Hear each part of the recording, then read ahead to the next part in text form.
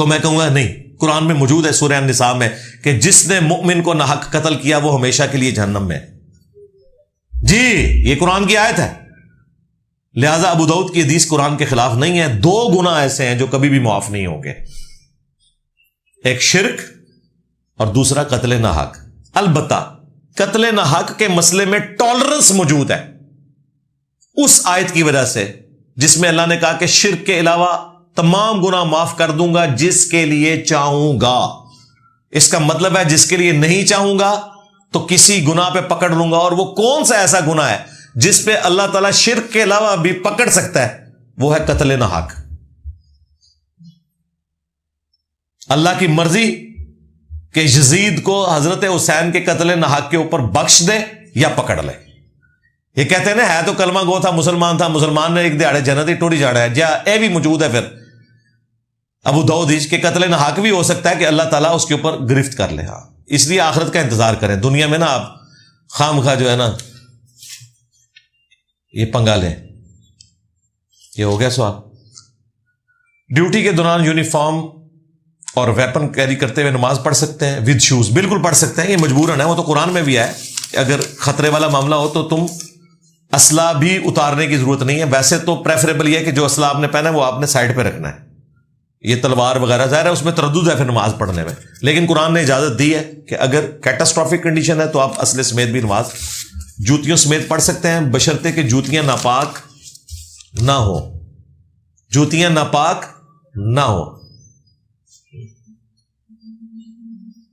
اور ناپاک نہ ہونے کا مطلب کہ آپ کے علم میں نہیں کہ کوئی ایسی ناپاکی لگی ہوئی ہے، اسے پاک ہی تصور کیا جائے گا کیونکہ جوتی زمین سے رگڑ کھاتی رہتی ہے، اس کا تیمم ہوتا رہتا ہے. علی بھائی آپ کی فوٹو گھر میں لگا سکتے ہیں؟ توبہ توبہ توبہ توبہ توبہ. جو تصویر اسلام میں حرام ہے نا وہ یہی والی تصویر ہے.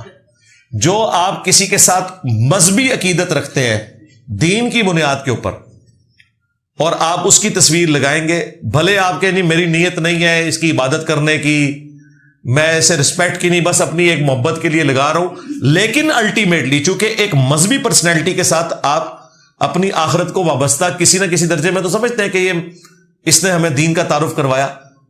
تو یہی وہ وجہ تھی جس کی وجہ سے نبی علیہ السلام کی صحابہ کرام نے تصویر نہیں بنائی. کیا تھا؟ ایک تصویر بنوا نہیں سکتے تھے. اس زمانے میں بھی اتنے زبردست پینٹر تھے، کسی پتھر پہ بنوا کے ہمارے لیے سٹور کر دی جاتی. اس کے الٹ ملتا ہے کہ خانہ کعبے کی دیواروں پہ حضرت ابراہیم اور اسماعیل کی تصویریں تھیں، حضور نے وہ بھی اپنے ہاتھوں سے مٹائی ہیں. صحابہ کرام نے باقی تصویریں مٹا دی. جب حضرت ابراہیم کی تصویر کی باری آئی تو ظاہر ہے عقیدت تو بہرحال ہوتی ہے نا، تو وہ تھوڑے ڈر گئے بھی حضرت ابراہیم حضور کے جد امجد ہیں، خلیل اللہ ہیں. حضور نے کہا لے آؤ ادھر، آپ نے خود مٹائی. یہ بات ہے. اور ایسا موقع آیا کہ حضرت علی کو اپنے کندھوں پہ سوار کر کے کعبے کی چھت پہ چڑھا کے وہاں پہ بت توڑوائے.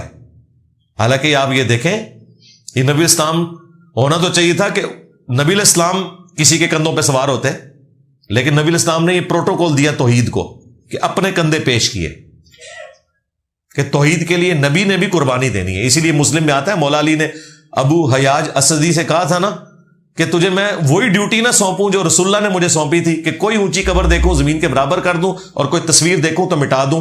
یہ کام میرے ذمہ حضور نے کیا تھا. اپنے دور خلافت میں حضرت علی نے یہی کام کرایا کہ کہیں کوئی تصویر تھی وہ رومنز اور پرشینز ظاہر ہے وہ وہاں پہ کوئی ایسی یادگاریں تھی تو انہوں نے ختم کروائی. تو اس طرح کی تصویریں ہاں اپنے کسی استاد کی اپنے کسی ریلیٹو کی تصویر آپ اپنے البم میں لگانا چاہتے ہیں جس کو آپ نے یادگار کے طور پہ کاپی میں بند کر کے اپنی الماری میں رکھا ہوا ہے، وہ آپ ضرور لگائیں. وہ آپ کے موبائلوں میں بھی ہے. میری تصویر تو ویسے ہی ضرورت کوئی نہیں ہے، یوٹیوب پہ اتنی ساری ویڈیوز موجود ہے. تصویر کے بندہ نکل آ جاتا ہے، بڑی اسکرین لاؤ لگتا ہے بندہ باہر آ جائے گا. ٹھیک ہے تو اس کی بھی ضرورت نہیں. لیکن اگر کوئی البم میں کوئی تصویر اپنے کسی استاد کی لگانا چاہتا ہے وہ ضرور لگائے، لیکن اسے پھر کاپی کے طور پہ اندر رکھے جس طرح آپ نے نوٹ کے اوپر تصویر ہے وہ رکھی ہوئی ہے. لیکن اگر لٹکائیں گے نا وہ معاملہ پھر خطرناک ہو جائے گا. یہ ذہن میں رکھیے گا. آپ کوئی پوچھ سکتا ہے تسی بھی اتنے لٹکائی ہے تصویر. بھائی یہ تعظیم کے لیے لٹکی ہوئی، اگر یہ لٹکی ہوتی نا ساتھ شاہد اور بلال کی تو نہ لگی ہوتی. یہ تھم نیل کے طور پہ آپ کو متوجہ کرنے کے لیے کہ اس کے نیچے یوٹیوب کے آن لائن جو سیشن ہمارے ہوتے ہیں 5 دن ہفتے میں، منڈے سے لے کے فرائیڈے تک، اس کا جوائن کرنے کا طریقہ لکھا ہوا ہے. تو وہ میری تصویر کے بعد لوگ ویسے اٹریکٹ ہوتے ہیں. یہ اس لیے نہیں کہ جاتے ہوئے سلوٹ مار کے جانا ہے. یہ ہوتا تو خالی میری ہوتی نا. دیکھیں ان دونوں کی میں نے ساتھ اسی لگائی ہے. ورنہ مجھے بتائیں کوئی آرمی چیف کی جیسے آرمی چیف چینج ہوتا ہے نا پورے ملک میں کروڑوں کا بجٹ صرف اس پہ لگتا ہے کہ سارے دفاتر میں نئے آرمی چیف کی تصویر لگتی ہے. یہ آپ کو پتا ہے؟ یہ انٹرنل سٹرکچر ہے, یہ ان کے اوپر بائنڈنگ ہے. ہمارے دفتروں میں تو محمد علی جناح کی تصویر لگی ہوتی ہے نا, ان کے دفاتر میں بانی پاکستان کی تصویر تو ہوتی ہے, ساتھ جو کرنٹ آرمی چیف ہوتا ہے اس کی تصویر لگانا بائنڈنگ ہوتی ہے. تو جیسے ہی آرمی چیف چینج ہوتا ہے نا تو یہ کروڑوں کا خرچہ سیدھا سیدھا گورنمنٹ آف پاکستان کو یہ بھی پڑتا ہے کہ وہ ساری تصویریں چینج ہوتی ہیں. تو اگر یہ والی صورتحال ہوتی تو ہم اپنے اسٹوڈنٹس کو اس طرح کا یہ معاملہ, لیکن اس میں کبھی نہیں ہوگا کہ وہ آرمی چیف اپنے ساتھ اپنے بنانے والے آرمی چیف یا پرائم منسٹر کی فوٹو لگا دے یا پرانے کسی کی. نہ نہ کیا لی دی لگ دیجیے دیکھ لو ساڈا حوصلہ ہے میرے نال انہاں دی فوٹو لگی ہوئی ہیں. یہی میسج دیا ہوا ہے کہ یہ کوئی بت پرستی نہیں ہو رہی ہے, یہ ایک تھم نیل کے طور پہ آپ کو جاتے ہوئے نظر پڑے گا کہ فوٹو کیوں لگی ہے, تھلے پڑھ لو گے. ادروائز خالی لکھا ہوتا تو آپ نے سمجھنا تھا کہ پتہ نہیں کوئی یہاں بیٹھنے کے آداب لکھے ہوئے, پتہ متوجہ نہیں ہوتا. حکمت ہوتی ہے. کیا کالے کپڑے پہننے جائز ہیں؟ مجھے گھر والے کالے کپڑے نہیں پہننے دیتے. تو کالے کپڑے پہننا تو سنت ہے, اس میں میری ویڈیو ریکارڈ ہے, ضرور پہنے. ان کو گھر والوں کو پوچھیں کیا مسئلہ ہے, کیوں نہیں پہننے دے رہے. تو وہ اگر کہیں نہیں جہنمیوں کا لباس ہے تو انہیں کہیں یار آپ نے تو بچپن سے ہمیں نعت بتائی تھی کالی کملی والے منظور دعا کرنا. وہ جو حدیث قصہ ہے جو مولا حسن حسین, مولا علی اور سیدہ فاطمہ کو حضور نے چادر کے نیچے, وہ تو کالی چادر تھی, مسلم شریف میں آتا ہے. کالا جبہ صحیح مسلم شریف میں آیا نبی اسلام کا. تو اس پہ میری تفصیلی ویڈیو ہے, وہ آپ دیکھ سکتے ہیں. حدیث سنت کے بارے میں جو غامدی صاحب فرق کرتے ہیں, بہت مضبوط دلائل دیتے ہیں. ان نکات کو دلائل سے آپ کیوں نہیں رد کرتے؟ کوئی مضبوط دلائل نہیں ہے جی, بالکل کوئی مضبوط دلائل نہیں ہے. ایک اصول کے اوپر کھڑے نہیں ہوتے نا وہ. ایک طرف سنت اور عملی تواتر کی بات کرتے ہیں, جب رفع الیدین کی باری آتی ہے تو کھوتی مر جاتی ہے. رفع الیدین وہ سنت ہے کہ جو حدیث کی کتابوں میں بھی رپورٹ ہوئی, بخاری مسلم میں, اور خود غامدی صاحب نے بھی نماز کا طریقہ جو اپنی کتاب میں لکھا ہے نا میزان میں, وہ رفع الیدین کے ساتھ ہی لکھا ہوا ہے. لیکن ادھر حنفیوں کی بھی سائڈ لے جاتے ہیں کہ نہیں جی وہ تواتر بھی چل رہا ہے نا. تو تواتر جو ہے ہندوؤں کی اولادوں کا مانا جائے گا یا مکہ مدینے میں صحابہ کی اولادوں کا تواتر مانا جائے گا؟ آپ ذرا ایمانداری سے بتائیں نا. مکہ مدینہ وہ جگہ ہے کہ پورے 1400 سال میں کبھی نان مسلم کی حکومت نہیں آئی. باقی ساری امپائر مسلمانوں کی ختم ہوئی ہیں, بنی, ختم ہوئی, اور نئی امپائرز بنی. منگولوں نے قبضہ کیا, اس کے بعد گریٹ برٹن نے تو بہت بڑے لیول کے اوپر امپائر کھڑی کی. لیکن مکہ مدینہ کبھی بھی نان مسلم کے قبضے میں نہیں گیا, نبی علیہ السلام کی وفات سے لے کے ابھی تک. اور نسل در نسل صحابہ کی اولادیں ہیں, وہاں پہ رفع الیدین ہو رہا ہے. تو پھر عملی تواتر ان کا کیوں نہیں مانتے؟ تو یہ بات ہی ہے. اس کے لیے آپ میری ویڈیو دیکھیں, غامدی صاحب سے متعلق 20 کوشچنز, بس اتنی بات کرنا کافی ہے. فلسفیانہ باتوں کا جواب دینا ضروری نہیں ہوتا, ڈاکٹرن کلیئر کرنی ہوتی ہے. یار 60,000 کتابیں پچھلے 100 سال میں رسول اللہ کے خلاف لکھی گئی ہیں. 60,000 کتابوں کے جواب مسلمانوں نے دے لیے ہیں. کون دے سکتا ہے؟ موٹی موٹی چند باتوں کا جواب دیا جائے گا, اگلے کی بدنیتی آپ کو پتہ چل جائے گی وہ کیا کر رہا ہے. اب آپ کہیں وہ 60,000 کتابوں کے ہم جواب لکھیں, اور بھائی مجھے تو 1000 سال کی بھی زندگی مل جائے, میں 60,000 کتابوں کے جواب نہیں لکھ سکتا. ہم کیا کریں گے؟ جو موٹے موٹے اعتراضات ساروں نے گھسیٹے میں نا, بار بار لکیر پیٹی ہوئی ہے, اس کو ڈسکس کریں گے. That's all. اگلے کا بدنیت ہونا ثابت کر دیں گے. اس طرح یہ نہیں ہوتا ایک بندہ 50 ویڈیوز بنا دیتا ہے اور آپ نے ہر بات کا جواب دینا ہوتا ہے. نہیں نہیں, ڈاکٹرن کو ڈسکس کرنا ہوتا ہے کہ یہ جو اس نے اصول کھڑا کیا ہے, اس اصول میں تو خود بھی نہیں پورا اتر رہا, اور کیا شروع سے اہل سنت کا یہی موقف رہا ہے, یا امت اسی تواتر کو لے کے چل رہی ہے جس کو یہ تواتر بنا کے پیش کر رہے ہیں؟ تو بالکل ایسا نہیں ہے. میں نے بارہا یہ دعویٰ کیا ہے کہ میرا کوئی ایک نظریہ بھی ایسا نہیں ہے جو امت میں کسی کا نہ رہا ہو. ہاں, لوگ کہتے ہیں جینی صاحب نیا فرقہ بنا لیا. نئے فرقے تھوڑے بزرگوں نے بنائے نے, انڈیا کے شہروں کے نام ہوتے بریلوی اور دیوبندی. میرا کوئی ایک عقیدہ بتاؤ جو مجھ سے پہلے امت کا نہ ہو. اگر میں رفع الیدین پہ زور دے رہا ہوں نا, تو اہل سنت کے 4 میں سے 3 امام فقہ کے بڑے, امام مالک, شافعی, احمد بن حنبل, وہ رفع الیدین کے قائل ہیں. اور حدیث کے تو سارے امام قائل ہیں, تو میرا کوئی تفرد نہیں ہے, اور تمہارے 11ویں والے پیر نے بھی یہی طریقہ لکھا ہوا ہے. اگر میں بنو امیہ کو کنڈیم کرتا ہوں نا, تو محدثین نے ان کے بارے میں حدیثیں لکھی ہیں, اور مسلمانوں کا ایک فرقہ تو اس درجے میں ہے کہ وہ تو بنو امیہ کی تکفیر بھی کر دیتا ہے. مجھ سے زیادہ سخت سٹانس موجود ہے, مجھ سے کم نہیں ہے ان کا سٹانس, اس میں میرا تفرد نہیں. اگر میں نماز جمع کرنے کا قائل ہوں تو مسلم شریف میں حدیثیں موجود ہیں, اہل حدیث قائل ہیں. کوئی ایک نظریہ بھی ایسا نہیں ہے. لیکن غامدی صاحب کے کئی نظریات ایسے ہیں جو امت میں کبھی بھی کسی کے نہیں رہے. مثلاً یہ داڑھی کے مسئلے میں جو انہوں نے موقف اڈاپٹ کیا ہے, پردے کے معاملے میں چہرے سے شروع ہوئے تھے اور اب بالکل اتار کے پرے مار دیا پردہ بھی. حیات مسیح اور نزول مسیح کے کیس میں یہ نظریات نہیں تھے امت کے, سیدھی سی بات ہے. رجم کی سزا سنی شیعہ کا اتفاق ہے. اس طرح کا کوئی ہم نظریہ نہیں ایکسپٹ کرتے. ہمارے استاد بالکل ٹھیک کہتے تھے, مولانا اسحاق صاحب رحمہ اللہ, کہ کسی شخص کی گمراہی کے لیے یہی کافی ہے کہ وہ پوری امت سے ہٹ کے کوئی ایک نظریہ ایسا رکھے اور اس کے بعد کلیم کرے کہ یہ حقیقت 1400 سال بعد مجھ پہ کھلی ہے.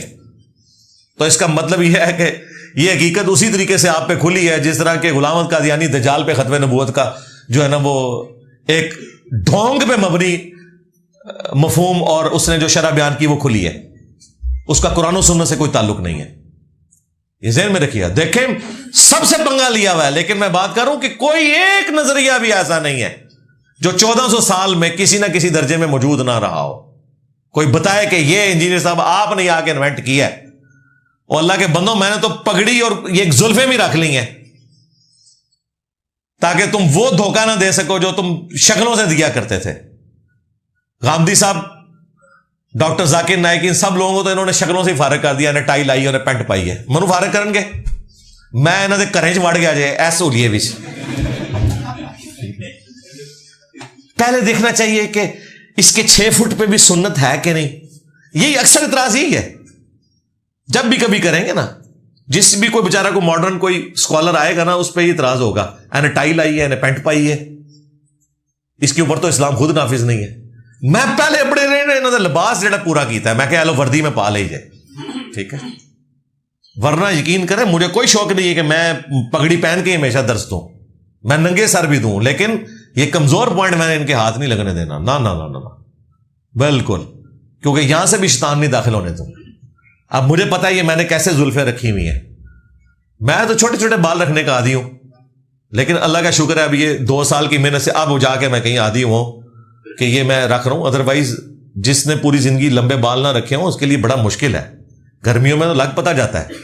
اب میں اس کے ساتھ یوز ٹو ہو گیا ہوں. ہیئر کیٹ یوز کر لیا, پونی بنا لی, وہ بھی نماز کے وقت کھولنی پڑتی ہے کیونکہ پونی میں آپ نماز نہیں پڑھ سکتے. لیکن یہ میں نے اس لیے رکھا کہ کل کو کوئی یہ رکھے یا زلفانی سن رکھی ہیں, ٹھیک ہے. تو یہ سب کچھ کرنا پڑتا ہے بھائی, بڑی حکمت سے معاملات کو لے کے چلنا پڑتا ہے. نبی الاسلام نے فرمایا مجھے حکم دیا گیا کہ جب تک لوگ کلمہ نہ پڑھ لیں میں ان سے لڑتا رہوں, جبکہ قرآن میں لا اکراہ فی الدین. میرے بھائی یہ جو چیزیں نا, نبی الاسلام کی جو بعثت خاصہ ہے نا, وہ مشرکین عرب کی طرف ہوئی, اور پھر دین کو اپنی زندگی میں غالب کرنے کے لیے جہاں تک نبی الاسلام نے خطوط لکھے, یہ جو نبی الاسلام کا یہ والا حصہ ہے نا, یہ بالکل ایک ڈیفرنٹ چیز ہے. اس کو اس سے ریلیٹ کرنا کہ آج ہم نے پوری دنیا کے اوپر قبضہ کرنا ہے اور ان کو پاکستان بنانا ہے کہ بجلی کا بل بھی نہ غریب آدمی دے سکے, نہیں. یہ تب ہمیں حق پہنچے گا جب ہم اپنے ملک کو اس لیول پہ یا اپنی ٹیریٹری کو اس لیول پہ لیں گے کہ انصاف قائم کریں گے اور دنیا خوشحال ہوگی, تو ہمیں پھر کرنے کی بھی ضرورت نہیں پڑے گی. آج دیکھیں کیا یورپ امریکہ کو کوئی فضائل اپنے بیان کرنے پڑتے ہیں کہ یہاں سے جتنے لوگ جاتے ہیں وہاں کے سسٹم کی تعریف کرتے ہیں سوائے چاند ایک خرابیوں کے, کیونکہ ان نظر آ رہی ہیں. آج اگر طالبان نے وہاں پہ امن قائم کیا ہے تو لوگوں کو وہاں امن نظر آیا نا, ورنہ افغان کا جو کلچر ہے توبہ توبہ, بیویوں کو انہوں نے پاؤں کی جوتی بنا کے رکھا ہوا ہے. خامن مر جائے کسی کا تو وہ باقی بھائی تو خام خواہ بیویوں کے اوپر قبضہ کر لیتے تھے, ان کی مرضی کے بغیر زبردستی کہ جی ہماری عزت ہے باہر, یہ شادی بھی نہیں کر سکتی. افغانستان میں آپ سوچ بھی نہیں سکتے, لیکن طالبان آئے گوروں نے ڈاکومنٹری بنائی ہے, ان کی عدالتیں لگی ہوئی ہیں. اسی طرح ایک عورت کا خامن فوت ہوا ہے, میں اگلے دن دیکھ رہا تھا, BBC کی تھی یہ CNN کی وہ ڈاکومنٹری تھی, اور وہ کہہ رہی تھی میں نے اس کے ساتھ شادی نہیں کرنی اپنے دیور کے ساتھ, اور وہ کہہ رہا تھا نہیں تمہارے کلچر میں کوئی سوچ بھی نہیں سکتا, ہماری عزت ہے یہ, تو ہم باہر جانے نہیں دیں گے. قاضی کے سامنے مقدمہ پیش ہوا ہے, ان کا بھائی اسلام نے اس عورت کو آزادی دی ہے, چاہے تمہارے ساتھ شادی کرے کسی کے ساتھ, کلچر کو رکھو سائڈ پہ, یہ اسلام کی برکت ہے کہ جب اسلام آتا ہے تو پھر کلچر کے اوپر وہ غالب ہو جاتا ہے, اور اگر کلچر پہ آپ کے اسلام غالب نہیں ہوا اس کا مطلب ہے اسلام کوئی نہیں ابھی آپ کے اندر آیا.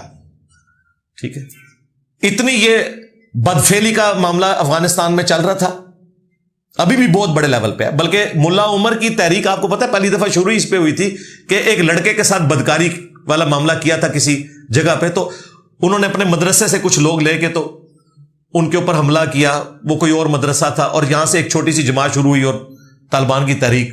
بیسیکلی یہ جو لڑکوں کے ساتھ منہ کالا کرتے ہیں اس کے خلاف یہ تحریک سٹارٹ ہوئی تھی.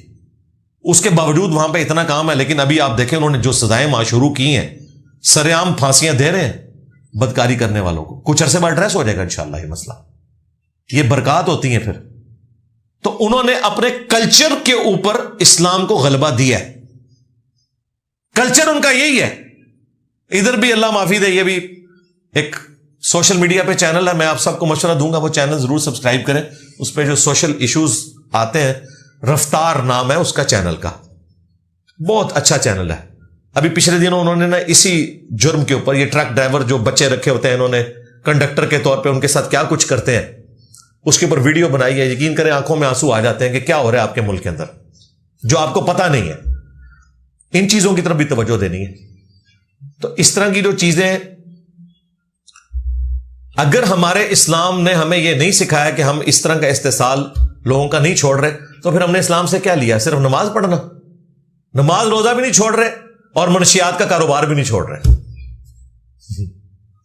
ایرون چرچ کی بوریوں کے اوپر نماز پڑھ رہے ہیں کھڑے ہو کے. حضرت عمر نے دریائے نیل کو خط لکھا, وہ جاری ہو گیا. یہ بالکل جعلی روایت ہے. روایتیں تو موجود ہیں, ظاہر لکھی ہیں لوگوں نے بڑی نیک نیتی کے ساتھ گاڑ گاڑ کے لکھی ہیں.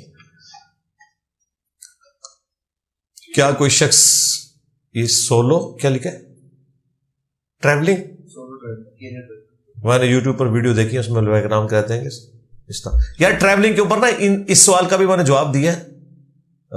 حالت امن میں تو کر سکتے ہیں آپ, لیکن اگر حالت امن نہیں ہے پھر آپ ٹریولنگ نہیں کریں گے.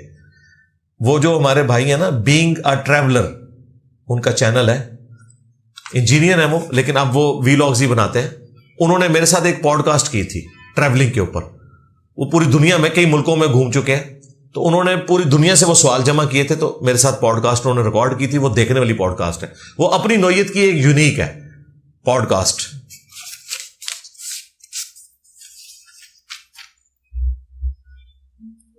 بیوی کو ہر کام کے لیے شوہر کی اجازت دینا ضروری ہے, جبکہ شوہر بیوی کی اجازت کے بغیر دوسری شادی بھی کر لیتے ہیں, خود بیرون ملک رہتا ہے اور پاکستان میں موجود بیوی کی ہر شے پہ نظر رکھتا ہے, یہ ظلم نہیں؟ بھائی آپ لکھیں آپ کرنا کیا چاہ رہے ہیں یہ بتائیں. یعنی وہ کون سی اجازت ہے جو آپ کرنا چاہ رہے ہیں؟ دوسری شادی تو نہیں کر سکتی یہاں, وہ اس کے عقد میں, پھر کیا کرنا چاہ رہی ہیں؟ تو اس طرح اسپیسیفک کوئی چیز ہو, مثلا اگر ایک باہر کے ملک بندہ بیٹھا ہوا ہے اور وہ کیمرہ لگا کے گھر بیٹھا ہوا ہے کہ میری اجازت کے بغیر بیوی جو ہے وہ بازار میں سودا لینے بھی نہیں جائے گی, اس طرح نہیں ہے. وہ جس سفر کی اجازت نہیں ہے وہ سفر 3 دن اور 3 راتوں کا ہے. ٹھیک ہے, یہ کوئی طریقہ نہیں ہے کہ خامن جو ہے وہ کہیں کہ جی جو تو سودا سلب لینے بھی جائے گی وہ بھی مجھے پہلے امریکہ میں فون کرے گی ویڈیو کال پہ مجھ سے جا, چلو زیادہ لائے بھی لی تو اتنے بہ کے کر لینا. تو اتنے فنیٹک بھی نہ بنے. باقی قرآن و سنت کے دائرے میں جو رائٹس ہیں وہ آپ نے دینے ہیں. اگر وہ خود ادھر بیٹھا ہوا ہے اور وہ یہ کہ جی میری اجازت کے بغیر تو اپنے ماں باپ کو بھی نہیں مل سکتی, اور پھر اجازت بھی کوئی نہیں دیتے, یہ کتنا ظلم ہے. چلو اجازت مانگ لیتے ہیں, نہیں دے رہے, یہ ظلم والی بات ہے, اس طرح نہیں آپ روک سکتے. کیا آریز نام رکھنا ٹھیک ہے؟ اب پتہ نہیں اس کا کیا مطلب ہے جی. اچھا نہیں پتا تھے, اتنا مشکل نہ کیوں یار رکھ دے, اللہ سے بندے ہو. صحابہ اور اہل بیت کے نام موجود ہیں وہ رکھے, کدھروں کوئی گل سن لی تے ٹر پو، نہ کرو. اکثر نماز پڑھتے ہوئے جان بوجھ کر رکوع اور سجدہ لمبا کر دیتا ہوں، رفع دین کرتا ہوں تاکہ وہ سوال کریں کہ یہ کیا کر. اور چھڈو وہ سوال کریں، اپنی نماز روزہ کرو، چھوڑو پرے. بالکل جی دکھلاوے والی نماز ہی ہے یہ، چھوڑو. یہ جو بعض لوگوں کے دماغ میں آ گیا نا کہ مجھے دیکھ کے لوگ کلمہ پڑھ لیں گے، وہ بازید نو ویکھ کے لوگ پڑھتے سن. ہاں حضرت ابوبکر نو ویکھ کے نہیں پڑھتے سن، وہ بازید نو ویکھ کے پڑھتے نہ اس تو بعد کوئی ویکھ کے کلمہ پڑھتا ہے. سب جعلی کہانیاں بنی ہوئی ہیں. اللہ کے بندو ڈر جاؤ. مسند احمد میں حدیث ہے جس نے دکھلاوے کے لیے نماز پڑھی اس نے شرک کیا، جس نے دکھلاوے کے لیے صدقہ کیا اس نے شرک کیا، جس نے دکھلاوے کے لیے روزہ رکھا اس نے شرک کیا. حالانکہ کر رہا اللہ کے لیے لیکن شرک ہے، کیونکہ غیر اللہ کی نیت شامل ہوگی بیچ میں. ہمارے گاؤں میں صرف ایک مسجد ہے، وہ بھی بریلوی مکتب فکر کی ہے. جب سے ہم نے سنت کے مطابق رفع الیدین کے ساتھ نماز پڑھنی ہے تو اس مسجد میں ہمارے ساتھ رویہ نامناسب. کوئی مسئلہ نہیں ہے، قتل نہیں کریں گے، آپ کو مارے پیٹیں گے نہیں، زیادہ زیادہ کوئی باتیں سنائیں گے تو سنیں. آپ نے تو ہمیں بتایا کہ صحابہ اکرام نے تو اسلام کی خاطر جانیں دی ہیں، تسی گالی گلوچ بھی نہیں برداشت کر سکتے. ٹھیک ہے، ویسے اسی جناب عاشق صحابہ تے عاشق اہل بیت ہاں. ٹھیک ہے، اللہ کا شکر ادا کریں کہ جو صحابہ پہ آزمائش آئی ہے ہمیں تو اس کا ایک قطرہ بھی اس کے مقابلے پہ نہیں ہے. کتنی بڑی آزمائش ہے کہ اس طرف باپ کھڑا ہے بدر میں، اس طرف بیٹا کھڑا ہوا ہے. اور ابو حذیفہ کا جب والد قتل ہوا ہے اور مسلمان نعرہ مار رہے ہیں، آپ اس تکلیف کا اندازہ کر سکتے ہیں. اور وہ باپ بیٹے کا ریلیشن وہ نہ سمجھیے گا جو ہمارا باپ بیٹے کا ہے.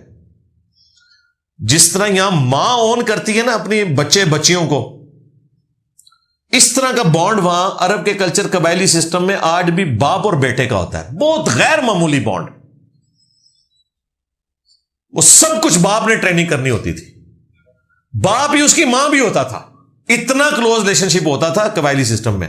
اس سسٹم کے اندر آپ امیجن کریں کہ ایک بندہ اپنی آنکھوں کے سامنے اپنے باپ کو قتل ہوتے دیکھ رہا ہے اور اس کے ساتھی نعرہ مار رہے ہیں اس کے باپ کے قتل ہونے پہ. اس پہ کیا تکلیف ہوگی. وہ انہوں نے فلمایا ہے عمر سیریز میں، ابو حذیفہ کی حالت دکھائی ہے انہوں نے. اور اس کو ڈبل غم ہے، ایک تو اس کے مرنے کا اور اس کے بعد ہمیشہ کی ناکامیوں کا بھی غم. جو ہند کو آ کے حضرت ابو سفیان رضی اللہ تعالیٰ عنہ نے کہا نا کہ وہ ہند تو آخری وقت تک ہتھیار ڈالنے کے لیے تیار نہیں تھی. ابو سفیان نے کہا کہ واللہ مجھے لگتا ہے یہ اللہ کے رسول ہیں، اللہ نے انہیں غلبہ دے دیا. ٹھیک ہے، تو وہ ہند نے رونا شروع کر دیا اور اس نے بڑا زبردست جملہ بولا. اس نے کہا کہ مجھے اب سمجھ نہیں آ رہی کہ میں اس غم کے اوپر روؤں کہ میرے ماں باپ جہنم میں چلے گئے ہیں،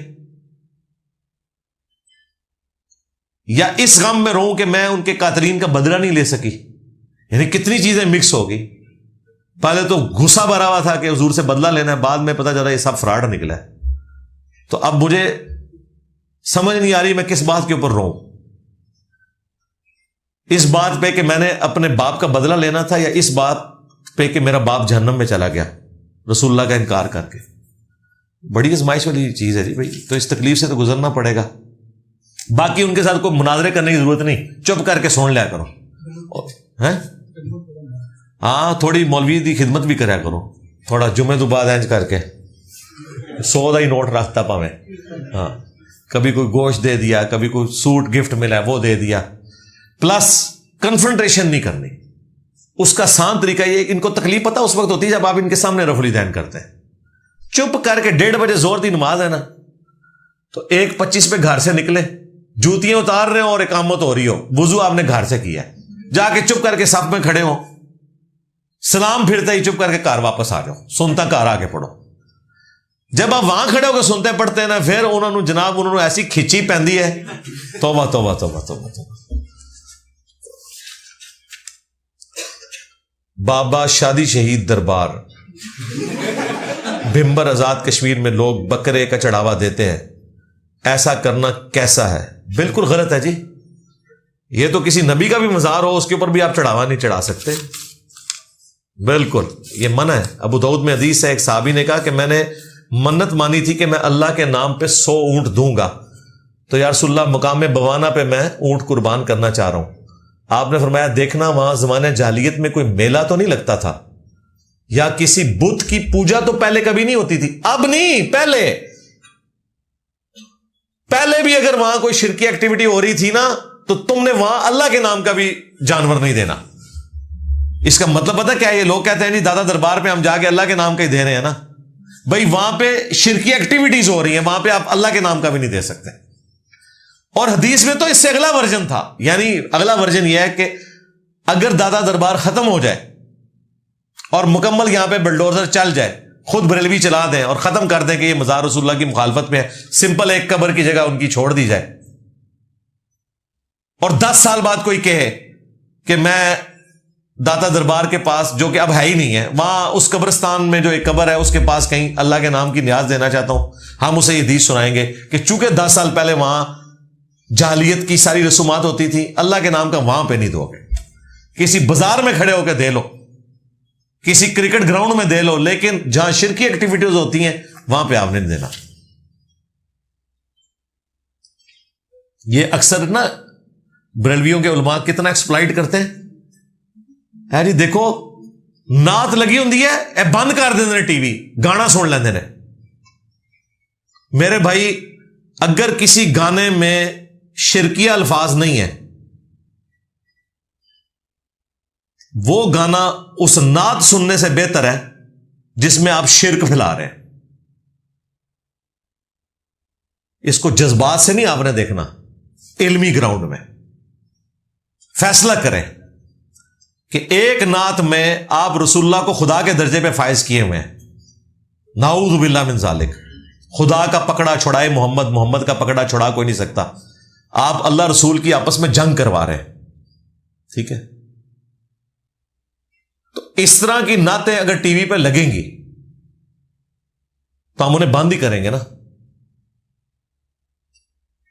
تو اس طرح کے جذباتی جملے، جی ان کے گھروں میں گانے چل رہے ہوتے ہیں، نعتہ بند کر دیتے ہیں۔ میں نہیں کہہ رہا کہ گانے بھی سنیں، لیکن میں ریشو پروپورشن کی بات کر رہا ہوں کہ شرکیہ نعت سے گانا جس میں شرک نہ ہو وہ بہتر ہے۔ ویسے تو دونوں ہی نہ آپ سنیں، ہاں اچھا کوئی اگر شاعری ہے وہ آپ سنیں، یہ آج کل تو ڈاکٹر اقبال کا کلام جو ہے شکوہ جواب شکوہ، بہترین کلام ہے، وہ آپ ضرور سنیں۔ غامدی صاحب غار ہرا کے واقعے کو محض ایک من گھڑت افسانہ قرار دے۔ غامدی صاحب سے تو ہمارا اختلاف ہی نہیں ہے، غامدی صاحب سے ہمارا اختلاف یہ ہے کہ وہ حدیث کو مانتے ہیں نہیں۔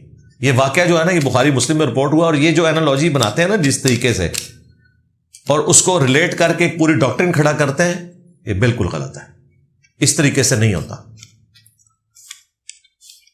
اگر کوئی کہتا ہے میں بخاری مسلم کی حدیثوں کو نہیں مانتا، تو ہم ان حدیثوں میں آئی ہوئی چیزیں نہیں ڈسکس کریں گے، ان سے پہلے یہ ڈسکس کریں گے کہ آپ حدیث کو حجت مانتے ہیں نہیں۔ بیماری وہ ہے، بیماری یہ نہیں ہے، وہ تو کئی چیزوں کا انکار کر دیں گے اور اپنے حق میں نا جھوٹی تاریخی روایتیں بھی لے آتے ہیں۔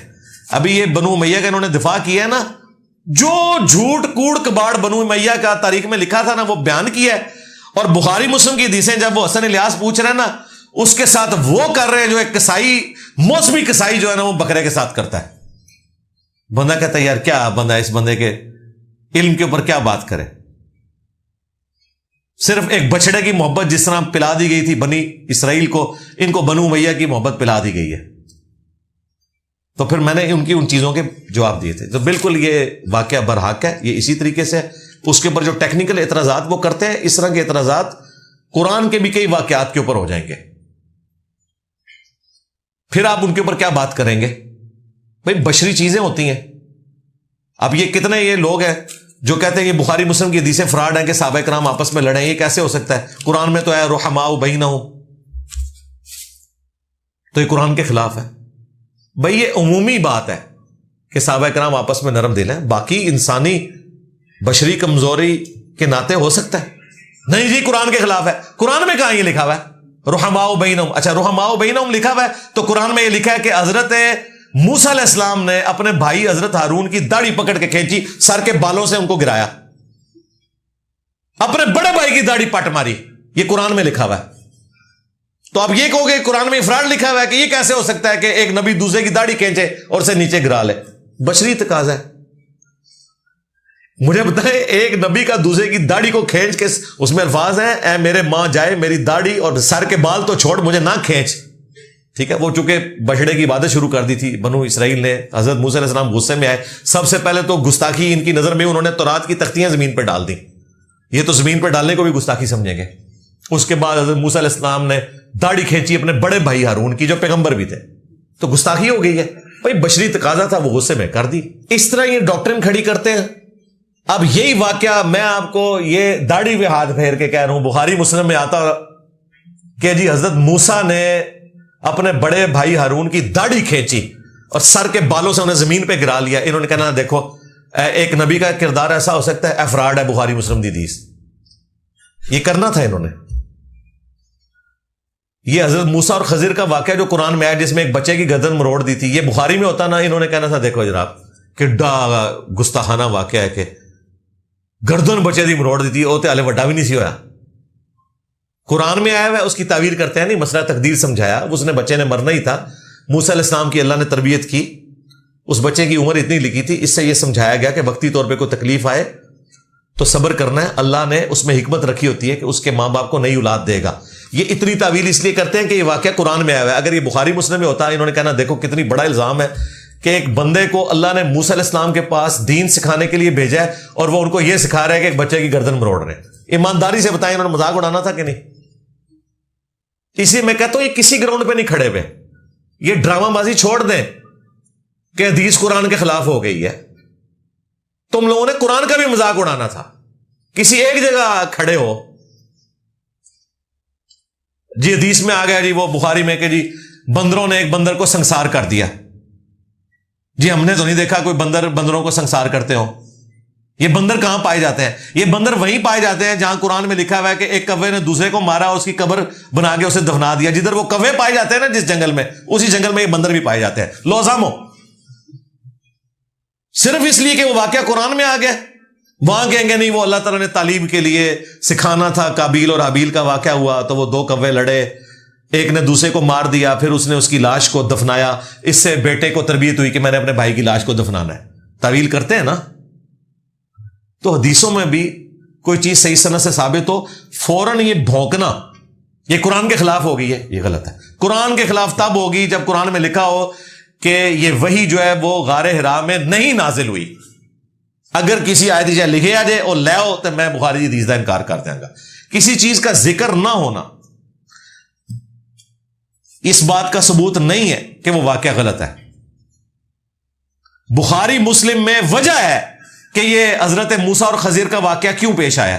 قرآن میں وجہ نہیں لکھی ہوئی کہ یہ واقعہ کیوں پیش آیا. بخاری مسلم میں آتا ہے حضرت موسیٰ علیہ السلام سے بڑے مجمع میں کسی نے پوچھ لیا اس وقت سب سے بڑا عالم کون ہے؟ انہوں نے کہا میں. جواب بالکل درست تھا. نبی سے بڑا کوئی عالم نہیں ہوتا. لیکن اللہ کو یہ بات ناپسند آئی. اللہ نے کہا کہ تجھے کہنا چاہیے تھا سب سے بڑا عالم اللہ ہے. دیکھا میں ممبر پہ چڑھتا ہوں کیا پڑھتا ہوں؟ لا حول ولا قوت الا باللہ. پہلے اپنی نفی کرنی ہے، پھر آپ نے اس مسند پہ بیٹھنا ہے. اور نبی سے اللہ تعالیٰ کو یہ گوارا نہیں کہ اس سے کوئی پوچھے سب سے بڑا عالم کون ہے اور وہ اللہ کا ذکر کیے بغیر اپنا ڈائریکٹ ذکر کرتے. حالانکہ حضرت موسیٰ کا عقیدہ تھا کہ اللہ بڑا عالم ہے، لیکن اللہ کو ناپسند ہے. اللہ نے کہا تو نے میرا نام نہیں نہ لیا، اب میں تجھے ایک ایسے بندے سے ملواؤں گا کہ اسے میں نے وہ علم دیا ہے جو تجھے بھی نہیں دیا ہوا. پھر تجھے پتا چلے کہ بڑا عالم کون ہے. پھر حضرت خضر سے ملاقات ہوئی اور واقعہ قرآن میں آیا. ریزن جو تھی پیچھے وہ بخاری مسلم میں آئی. تو اس طرح ایکسپلینیشن ہوتی ہے. اس طرح بیچ میں پک اینڈ چوز نہیں کرنا چاہیے. میرا سوال یہ کہ تمام انبیاء کے نام کے ساتھ علیہ السلام لکھا جاتا ہے جبکہ حضرت علی کے نام کے ساتھ علیہ السلام لکھنا درست ہے؟ اس پہ میری ویڈیو باقی صحابہ کے ساتھ رضی اللہ عنہ لکھتے ہیں، آپ لوگ لکھتے ہیں، میں تو صحابہ کو بھی علیہ السلام کہتا ہوں. علیہ السلام تو میں اپنے آپ کو بھی کہتا ہوں، آپ کو بھی کہتا ہوں. روزانہ نماز میں آپ کو علیہ السلام کہتا ہوں. السلام علینا وعلی عباد اللہ الصالحین. ظاہر ہے میں نانگے پیروں کو تو عباد اللہ الصالحین نہیں مانتا، اپنے اسٹوڈنٹ کو ہی سمجھتا ہوں. ہاں سلام ہو ہم پر اور تمام اہل ایمان پر، ٹھیک ہے، چاہے وہ زندہ ہیں یا مر چکے ہیں. قبرستان میں ہم کیا کہتے ہیں؟ السلام علیکم اہل الدیار. علیہ السلام تو ہم سب کو کہہ رہے ہوتے ہیں، یہ تو دعا ہے. قبر رسول پہ کیا کہتے ہیں؟ السلام علیکہ یا رسول اللہ. حضرت ابو بکر کے قبر پہ رضی اللہ عنہ ابو بکر نہیں کہتے السلام علیکہ یا ابا بکر. 4 کتابوں میں، الموطا امام مالک، مصنف ابن ابی شیبہ، سنن کبری البیہقی، فضل الصلاۃ علی النبی. یہ صحابہ کا طریقہ تھا. تو علیہ السلام آپ کسی کو بھی کہہ سکتے ہیں. اہل البیت کے ناموں کے ساتھ ہمارے محدثین نے علیہ السلام اسپیشلی لگایا ہے. حضور کا بیٹا ابراہیم جو بچپن میں فوت ہوا، ماریہ قبطیہ سے پیدا ہوا رضی اللہ تعالی عنہ وعلیہم السلام، ان کے ساتھ امام بخاری نے علیہ السلام لکھا ہے. حضرت علی اور فاطمہ کے ساتھ بخاری میں 6318 نمبر حدیث میں لکھا ہے علیہم السلام، ان دونوں پر سلامتی ہو. حسین علیہ السلام کے ساتھ امام بخاری نے 3748 نمبر حدیث میں لکھا ہے برأس الحسین علیہ السلام. تو لکھ سکتے ہیں، رضی اللہ عنہ بھی کہہ سکتے ہیں. علماء دیوبند کو بھی رضی اللہ عنہ کہہ سکتے ہیں. المہند میں لکھا ہوا ہے نا، ثابت ہے.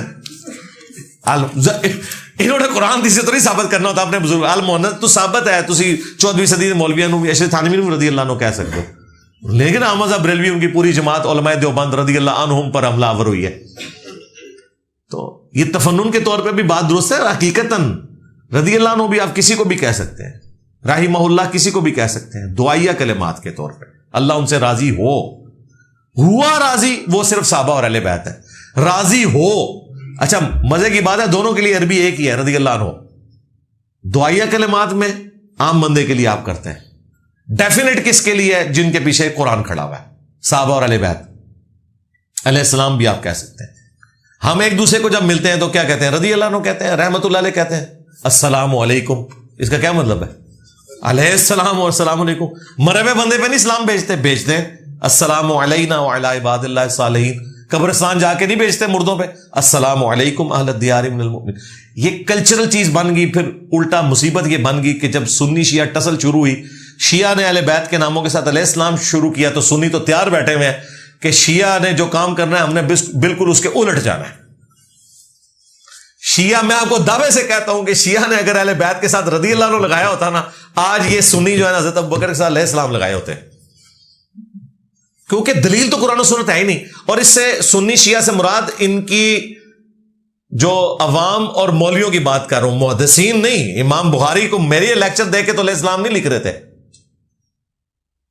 مسلم شریف کی جو پہلی حدیث ہے نا کتاب الایمان میں، پہلی 92 تو مقدمے کی ہے، 93 نمبر حدیث جبریل ہے جو پہلی حدیث ہے. اس کے ٹاپ پہ پتہ کیا لکھا ہے امام مسلم کے شاگرد نے؟ قال مسلم بن حجاج قشیری رضی اللہ تعالی عنہ. وہ کہتے ہیں میرے استاد مسلم بن حجاج قشیری نے رضی اللہ عنہ نے مجھ سے یہ حدیث بیان کی. امام مسلم کا شاگرد جس نے مسلم لکھی ہے ابو اسحاق، وہ امام مسلم کو مسلم شریف میں رضی اللہ عنہ لکھ رہا ہے. یہ میرے پاس یہ اس وقت نسخہ پڑا ہوا ہے، 93 نمبر حدیث کے اوپر دیکھ لیں، میں نے اپنی ویڈیو میں دکھایا. اس پہ میری آپ ویڈیو دیکھیں، رضی اللہ عنہ پر دھوکہ، اس میں نے علیہ السلام رحمہ اللہ سب کو کلیئر کیا. میں یو کے میں اسٹوڈنٹ ویزے پہ آیا ہوں، وہاں ہمیں صرف 20 گھنٹے کام الاؤ ہوتا ہے، لیکن ہم اپنے ایکسپینسز پورے کرنے کے لیے گورنمنٹ سے چھپ کر کیش پر جاب کرنی پڑتی ہے جس کا کوئی ریکارڈ نہیں ہوتا اور نہ ٹیکس دینا پڑتا ہے. تو کیا ایسی جاب؟ بھائی میں تو کبھی بھی اس مسنت پہ بیٹھے ہوئے کسی غیر قانونی کام کو سپورٹ نہیں کروں گا. باقی وہاں کا رول اور ریگولیشن کیا ہے اس کے مطابق آپ اپنے معاملات کو لے کے چلیں. میرے کندھے پہ رکھ کے بندوق نہ چلائیں. اگر وہاں قانوناً یہ جرم ہے تو میں قطعاً اس کو صحیح نہیں کہوں گا. ورنہ تو مطلب ہم ایتھکس کی بات کریں، اخلاقیات کی بات کریں گوروں کے سامنے، اور ہم اس طرح کی باتوں کے اوپر کوئی قانون سے ہٹ کے بات کریں تو یہ ہمارے مسلط کا تو تقاضا نہیں ہے. سیدھی سی بات ہے. تیسری رکعت کے لیے اٹھتے وقت رفع الیدین لازمی ہے. کس حدیث میں ہے؟ جی بخاری میں ہے. یہ پتہ نہیں انفیوں کا رفع الیدین سے کیا لینا دینا. انہوں نے ابھی مشہور کر دیا ہے کہ یہ جو تیسری رکعت سے اٹھ کے رفع الیدین کرتے ہیں یہ ثابت نہیں. بخاری میں 2 رکعتوں سے اٹھ کے. اور وہ جو ابو حمید سعدی کی 10 صحابہ والی حدیث ہے، ترمذی، ابو داؤد، ابن ماجہ، جس میں انہوں نے 10 صحابہ کی موجودگی میں نماز کا طریقہ بتایا ہے اور سب نے اینڈ پہ گواہی دی کہ رسول اللہ اسی طرح وفات تک نماز پڑھتے تھے. وفات تک کے الفاظ میں نے ایڈ کیے ہیں. اب دیکھیں یار دشمنی کتنی بری چیز ہے. وہ قرآن میں آتا ہے کہ یہودی کہتے تھے کہ مسلمانوں سے تو بت پرست بہتر ہے. اندازہ دیکھو، مسلمان حضرت موسیٰ کو مان رہے ہیں، اللہ کو مان رہے ہیں، یروشلم کو مان رہے ہیں، بیت المقدس کو مان رہے ہیں، لیکن دشمنی کیا ہے؟ یہودی کہتے تھے ان سے تو بت پرست بہتر ہے جو بتوں کی عبادت کر رہے ہیں. کون جو موحدین ہیں وہ صرف مسلمانوں سے دشمنی کی وجہ سے کہہ رہے ہیں کہ بت پرست بہتر ہیں. یہی کام میرے ساتھ اہل حدیث نے کیا. ان کو میرے بعد بریلوی اچھے لگنے شروع ہو گئے, دیوبندی اچھے, ایون شیعہ, ایون وہ گلے پھاڑنے والا کہہ رہے ہیں غامدی صاحب سے ہمارا لا کی تھا لیکن بات متانت سے کرتے ہیں. واہ واہ واہ, تھوڑی منجی نہیں نا ٹھوکی غامدی نے, تاں متانت سے کرتے ہیں. تو یہ میں نے نا ایک جگہ حدیث بیان کی ہے, ایک وابی مولوی لمبی داڑھی والا, اس نے میرے خلاف کلپ بنا دیا کہ انجینئر صاحب نے حدیث میں تعریف کر دی. میں بڑا حیران ہوا, میں نے کون سی تعریف کر دی؟ تو اس نے ایک وابی جو خود رفع الیدین کا قائل ہے میرے خلاف یہ کلپ بنا رہا ہے کہ اس نے جو 10 صحابہ والی حدیث ہے نا رفع الیدین والی, اس میں یہ جو جملہ بولا ہے نا کہ نبی علیہ السلام وفات تک اسی طرح نماز پڑھتے تھے, تو یہ وفات تک کے الفاظ حدیث میں موجود ہی کوئی نہیں ہے. انجینئر صاحب نے حدیث میں تعریف کر دی ہے, حالانکہ اس کی فیور میں تھی. وابی تو خود رفع الیدین کرتے ہیں.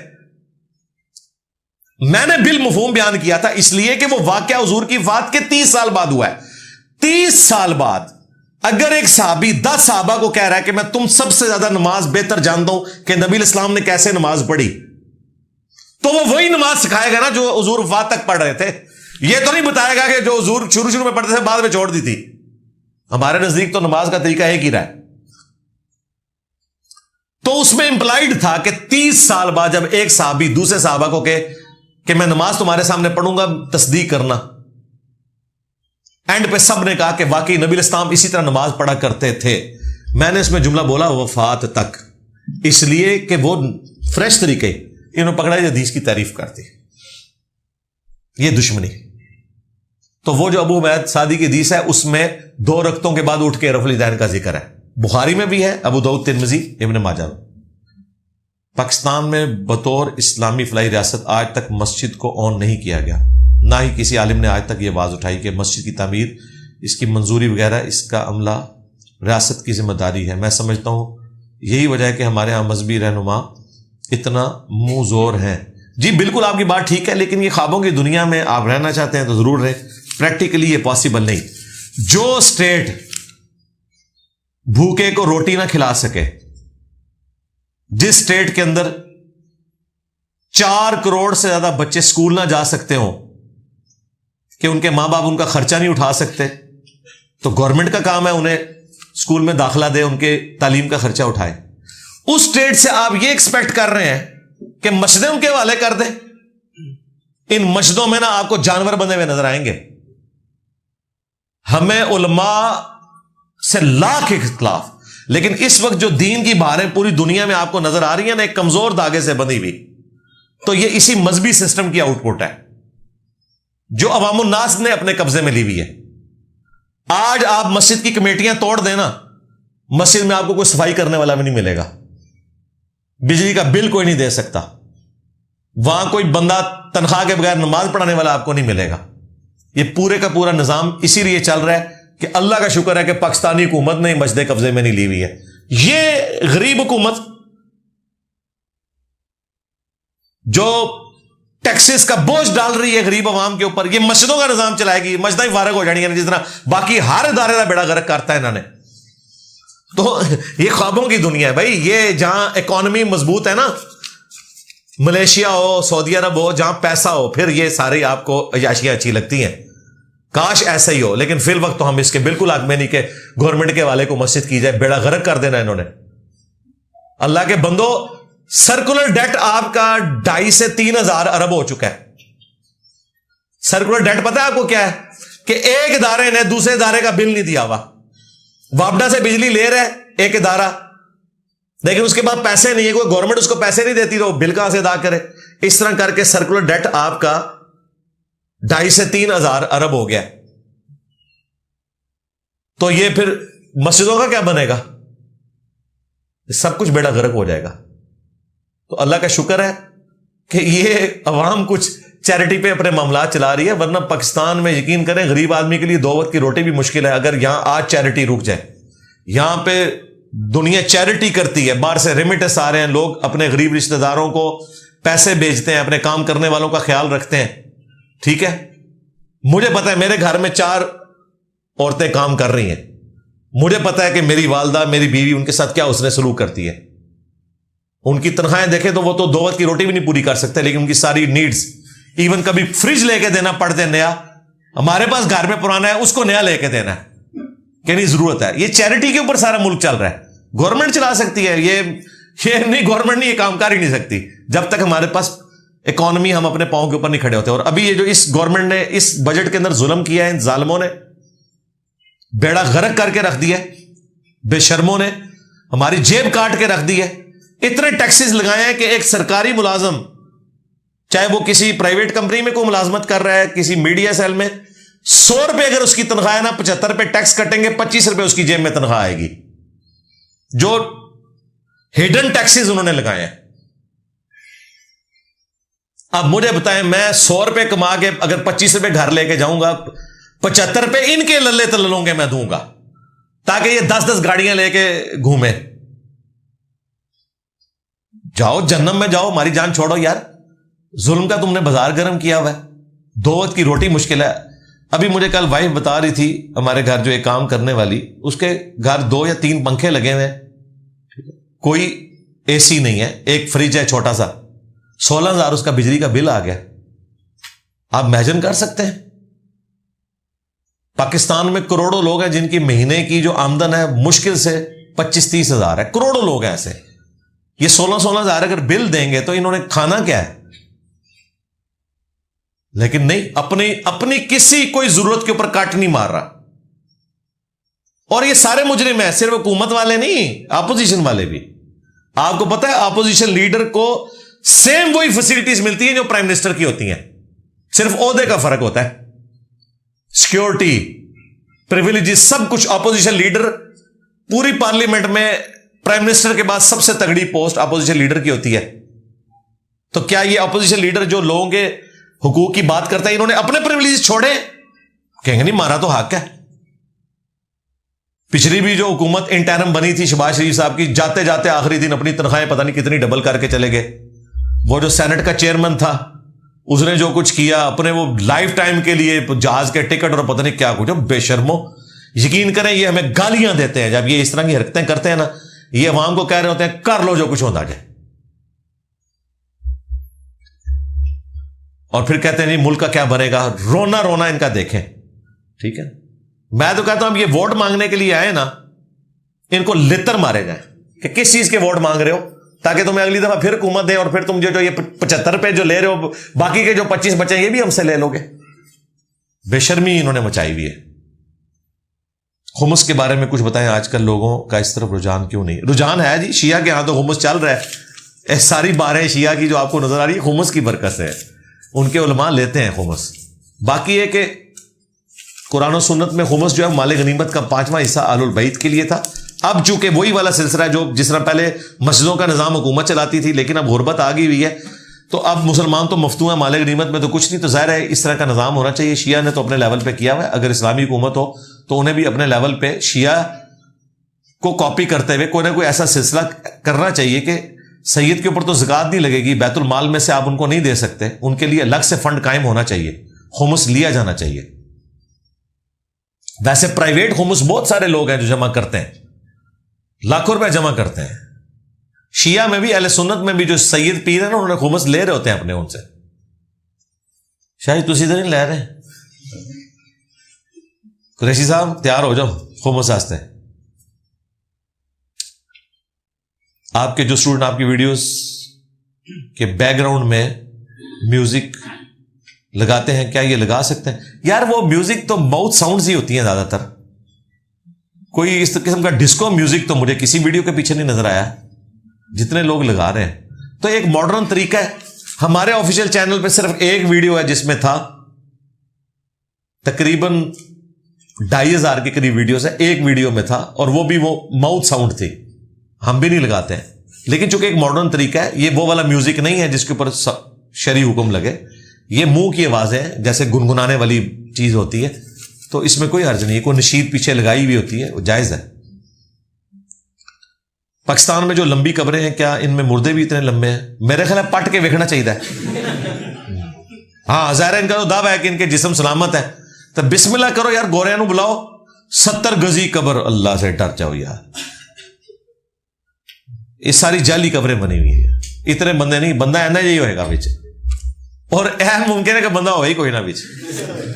ہاں یہ پچھلے دنوں نہیں آپ نے دیکھا جو ایک سکھ فیملی پاکستان میں آئی ہے, وہ جاتے ہوئے ایک قبر بنا گئے تھے, اس کے اندر اپنا خزانہ دفنا گئے تھے, وہ آئے ہیں تو وہ حیران ہوئے کہ مزار بنا ہوا ہے اسی قبر کے اوپر.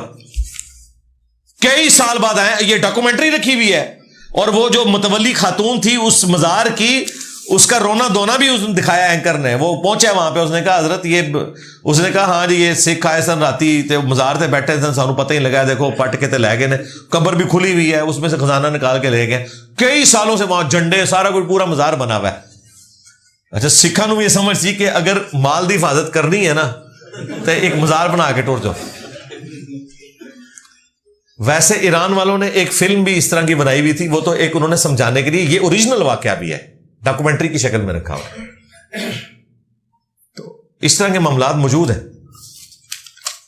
تو یہ جو لمبی قبریں میں ان کو تو اعتماد ہے نا, تو کریں, نکالیں, دکھائیں, ہمیں پتہ چل جائے گا. علی بھائی جمعے کی نماز سے پہلے 2 سنتیں یا 4, 2 سنتیں کم از کم ہے, 4 عمومی سنت ہے. 2 سنتیں تو پڑھنی ہے. جب خطیب ممبر پہ آ جائے تو پھر آپ نے 2 ہی پڑھنی ہے, بخاری مسلم میں ہے. اگر خطیب ممبر پہ نہیں آیا تو 4 پڑھیں, 8 پڑھیں, 20 پڑھیں, 100 پڑھیں. بخاری مسلم میں الفاظ ہیں, جو سب سے پہلے صبح آ جاتا ہے مسجد میں اسے اونٹ نہر کرنے کا ثواب ہے, اس کے بعد جو ہے گائے, اس کے بعد بکری, اس کے بعد مرغی, اینڈ پہ انڈا صدقہ کرنے کا ثواب. اور اس میں الفاظ یہ بھی ہے کہ پھر جتنا اللہ توفیق دے اتنی نماز پڑھو. تو اس میں کوئی حرج نہیں, آپ جتنی مرضی نوافل پڑھیں. لیکن اگر خطیب ممبر پہ آ گیا پھر 2 سے زیادہ رکھتے نہیں پڑھ سکتے. اور بعد میں صحیح مسلم میں 4 رکھتے پڑھنی ہے, 2 کر کے بھی پڑھ سکتے ہیں, کٹھی بھی. لو جی آخری سوال آ گیا الحمدللہ. میری پھولوں کی دکان ہے, دربار کے بعد لوگ مجھ سے پھول لے کر دربار میں ڈالتے ہیں, کیا یہ جائز ہے؟ یہ بہت مشکل سوال ہے, میں آپ کو بتاؤں. اچھا یہ مشکل سوال ہے. صرف اس کا مسئلہ ہے دربار کو چھوڑ دیں. شب برات کے موقع پہ, عید کے موقع پہ عام قبرستان کے باہر بھی بڑی بڑی ریڑیاں پھولوں کی لگی ہوئی ہوتی ہیں, اور لوگ وہاں سے خرید کے اپنے رشتہ داروں کی قبروں پہ پھول ڈالتے ہیں. قبر پہ پھول ڈالنا میری ویڈیو 3 ملین سے زیادہ لوگ دیکھ چکے ہیں. میں نے ایک چیز اس میں کلیئر کی ہے, عہد نامہ رکھنا, عذاب قبر سے بچنے کے لیے کیا کرنا, وہ ساری چیزیں وہ آپ دیکھ سکتے ہیں. یہاں میں مختصر بتا دوں, قبر کے اوپر کوئی ٹہنی لگانا یہ تو سنت ہے, اس پہ کوئی گھاس پھوس لگانا چاہتے ہیں ضرور, لیکن خالی پھول پھینکنا یہ کوئی ثابت نہیں ہے. یہ ایک بس آنری طور پہ سلسلہ چل نکلا ہے. اب رہا جو پھولوں کا کاروبار کر رہا ہے وہ کیا کرے. تو اس میں تو خود اس قسم کا کاروبار نہ کروں کہ جو اسپیسیفکلی صرف مزارات پہ پھول چڑھانے والا ہو. لیکن اگر صرف کوئی پھولوں کا کاروبار کرتا ہے جس میں ساری چیزیں مکس ہیں, جس طرح یہ کسی مہمان کو آپ گفٹ دینے کے لیے گلدستہ بنوا لیتے ہیں, اسی طریقے سے کوئی شریف مرد اپنی بیوی کو کوئی ایک چند پھول گفٹ کر دیتا ہے کبھی کبھار, تو بہت اچھی بات ہے. رہا مزارات پہ چڑھانا, قبروں پہ چڑھانا, یہ ثابت نہیں ہے. لیکن پھر بھی شرعی فتویٰ تو ہمارے لیے مشکل ہے کہ ہم یہ لگائیں کسی کے اوپر کہ وہ کمائی اس کی حرام ہے. اس طرح اگر ہم لگانا شروع کریں گے تو اس کا اینڈ کوئی نہیں ہوگا. اس کا پھر اینڈ یہ بھی ہوگا کہ ایک بندہ اگر داتا دربار پہ دیگے بیچ رہا ہے تو بھائی وہ حلال چیز بیچ رہا ہے. اب جو خرید رہا ہے وہ بھی اگر اللہ کی نام پہ دینے کی نیت سے کر رہا ہے, ٹھیک ہی ہے. صرف ہمیں اس ایکٹیویٹی سے اختلاف ہے کہ دربار پہ نہ دے, باہر روڈ پہ کھڑا ہو کے دے لے. لیکن رزق کو کوئی حرام نہیں کہہ سکتا, اس کی کمائی کو کوئی حرام نہیں کہہ سکتا. نہ ہم آپ کو یہ کہیں گے کہ آپ دیگوں کا کاروبار کرتے ہیں تو آپ محرم میں شیعہ کو دیگے نہ دیں اور ربیع الاول میں بریلویوں کو نہ دیں, یہ آپ کا رائٹ ہے. ایون کوئی ہندو بھی اپنی ایکٹیویٹی پرفارم کرتے ہیں اور آپ سے آ کے لے کے کوئی چاولوں کی دیگ لے کے چلے جاتے ہیں یا پھول لے کے چلے جاتے ہیں, تو آپ کا کاروبار ہے. وہ اس کا مس یوز کریں, اس کا وبال ان کے اوپر ہے. اس کو اسی طریقے سے سمجھیں کہ آپ تو چھری بیچ رہے ہیں, اگر چھری سے کوئی بندہ مارتا ہے یہ اس کا اپنا وبال ہے. ہاں اگر آپ کو کوئی بولا ہے کہ میں بندہ مارنے کے لیے چھری لینے آئے پھر تو آپ اس کو نہ دیں. لیکن یہاں پہ یہ قتل والا تو معاملہ نہیں ہے, اس سے ہلکے درجے کا ہے. اس طرح دنیا کا نظام چل نہیں سکتا. تو اس کے اوپر ہم کوئی رزق کے حرام ہونے کا فتویٰ نہیں دیں گے. خصوصاً جو پھولوں کا کاروبار کر رہے ہیں ان کا تو رزق ویسے اس کے ساتھ جڑا ہوا مکس ہوتا ہے, سارے کا سارا کو مزاروں پہ نہیں چڑھ رہا ہوتا. تو وہ اب جو خود یوز کر رہے ہیں ان کی مرضی ہے, وہ کہاں پہ جا کے اس کو استعمال کرتے ہیں. آپ تو اپنی محنت کا پھل لے رہے ہیں کہ پھول خرید کے آگے بیچ رہے ہیں, یہ آپ کا رائٹ ہے, وہ آپ بیچ سکتے ہیں. یہ اس کا مسئلہ ہے کہ وہ کس جگہ اس پہ لگاتا ہے. ہمارے پاس کئی اسٹوڈنٹس آئے ہیں جن کا بڑے لیول کا کاروبار ہے دیگوں کا, وہ کہتے ہیں جی محرم میں دیگیں لینے آ جاتے ہیں, ہمیں پتا ہے کہ جی وہ انہوں نے نظر حسین کرنی ہے, حالانکہ یہ نام ہی انہوں نے غلط رکھ دیا ہوا ہے. وہ بھی اللہ کے نام کی ہی کرتے ہیں. اصال ثواب والا معاملہ ہے, اصال ثواب میں ہمیں کوئی اختلاف نہیں. میت کی طرف سے صدقہ اور خیرات کر سکتے ہیں, چاہے اہل البیت میں سے کوئی ہو, صحابہ میں سے کوئی ہو, یا کوئی صحیح اللہ کا ولی ہو. اس کی آخرت میں درجات کی بلندی کے لیے, اس کو فائدہ پہنچانے کے لیے, ہاں اپنے آپ کو نہیں, اس کو فائدہ پہنچانے کے لیے اس کی طرف سے صدقہ آپ کر سکتے ہیں. اس میں کوئی اختلاف والی بات نہیں ہے, بشرطے کہ اسے کوئی ایکٹیویٹی بنا کے نہ کیا جائے. جب چاہے آپ کر سکتے ہیں, اپنے رشتہ داروں کی طرف سے بھی کریں, صدقہ اور خیرات کریں, اچھی بات ہے. تو اگر کوئی غلط ایکٹیویٹی پرفارم کرتا ہے اس کا وبال اس کے اوپر ہوگا. آپ حلال چیز بیچ رہے ہیں, آپ کے اوپر کوئی وبال نہیں. اس طرح تو اب ٹی وی ہیں, جو اب ٹی وی کے اوپر کوئی بیہودہ فلمیں دیکھتا ہے تو اس کا قصور ہے نا. اب ٹی وی جو بیچنے کے لیے اس نے رکھا ہوا ہے, یا موبائل فون رکھا ہوا ہے, اب مجھے پتا ہے موبائل فون کا تو زیادہ تر استعمال نیگیٹو ہو رہا ہے, انٹرنیٹ کے کنیکشن کا زیادہ تر استعمال نیگیٹو ہو رہا ہے, یوٹیوب کا زیادہ تر نیگیٹو ہو رہا ہے. اگر پازیٹیو دیکھیں تو شاید 1% ہے, 99% نیگیٹو ہے. لیکن ہم یوٹیوب کے کنیکشن کو, انٹرنیٹ کے کنیکشن کو تو حرام نہیں کہہ سکتے, اور نہ کسی انٹرنیٹ بیچنے والے کی کمائی کو حرام کہہ سکتے ہیں. یہ اس کا وبال ہے کہ وہ اس کو استعمال کس طرح کرتا ہے. ٹھیک ہے, یہ بڑا مشکل معاملہ ہوتا ہے. فوراً فتویٰ لگا دینا یہ بڑا آسان ہے, لیکن اس کو دیکھنا چاہیے کہ وہ کس لیول کے اوپر ہے. ویسے تو بڑی آسانی سے مولوی فتویٰ لگا دیں گے اور حرام کہیں گے, لیکن آج تک میرے علم میں نہیں کہ کسی مولوی کو جا کے آپ نے چندہ دیا ہو, اس نے آپ سے پوچھا ہو کہ تو کام کیا کرتا ہے, تیری کمائی حلال ہے یا نہیں. وہاں کے کہنے جی اس نے سامنے نہیں رکھنا چاہیے. بلکہ میرا تو یہ کہنا ہے کہ آپ ان کو بتا بھی دینا آپ کیا ہے, پھر بھی وہ لے لیں گے چندہ. ہاں, یا آپ اسلام آباد میں اکثر جو مسجدیں بنی ہوئی ہیں نا, آپ کو نا ہر دوسری مسجد میں اسٹوری ملے گی, اور بالکل ٹھیک ہے. کئی مسجدوں میں تو میں خود سن چکا ہوں. کیا کرتے ہیں, باہر مٹیریل پھینکوا دیتے ہیں. کوئی امیر آدمی وہاں سے گزرتا ہے, نماز پڑھی اس نے, کہنا جی کتنا خرچہ ہے جی لینٹر دا, اینا ایلو جی. یا کوئی زیادہ میری طرح فہمی ہوگا تو وہ کہے گا یار میں اتنی سیمنٹ کی بوریاں یہاں پھینکوا دوں گا کل. اس طرح کر کے 99% سے زیادہ مسجدیں اسلام آباد میں, باقی ملک میں بھی اسی طرح بنی ہے کہ کسی ایک امیر آدمی نے آگے کہا چلو جی میں بنوا دینا. وہ گاڑی میں آیا ہے, وہ کیا کرتا ہے, وہ اسمگلر ہے, منشیات کا کاروبار کرتا ہے, دھوکہ دیتا ہے, کیا کرتا ہے, کبھی کوئی نہیں اس سے پوچھتا. کہتے جی کو اللہ کا بندہ آیا سی, کتوں آیا, کیوں آیا, اپنا آرام لال کرن آ گیا, بلیک منی نو وائٹ کرن آ گیا, کوئی نہیں, کبھی کوئی تحقیق نہیں کرتا. کہتے جی اللہ نے بندہ بھیجا ہے, اور آپ کو حلال و حرام کی اتنی باریکیاں بتا رہے ہوں گے. اپنے کیس میں آج تک کبھی نہیں ہوا کہ انہوں نے کبھی کسی سے پوچھا ہو. جناب پڑھانے کے اوپر بھی پیسے لے لیتے ہیں. ایک غم کا موقع ہے, اور خصوصاً جب کوئی باہر سے بندے آئے ہوتے ہیں نا, جن کے رشتہ دار بیٹے باہر ہیں اور وہ ماں باپ ان کے فوت ہو گئے ہیں, پھر تو ان کو ڈالر اور پاؤنڈ نظر آ رہے ہوتے ہیں. جنازے پہ بھی یہ نہیں چھوڑتے, لے لیتے ہیں. ٹھیک ہے جی, آپ کا یہ پورا تھدا میں نے ختم کر دیا. چاہے عثمان بھائی اس بات کا برا ہی مان جائے, ٹھیک ہے. عثمان بھائی نو دیکھو, میں ایک دا کہہ کے 2:45 کر چھڑے تھے, حالے بھی نہیں عثمان بھائی 5-10-15 منٹ ہے.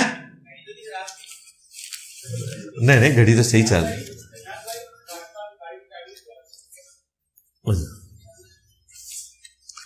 اللہ کے فیصلے ہوتے ہیں جی, کوئی پتہ نہیں ہوتا کہ کیا ہونا ہے.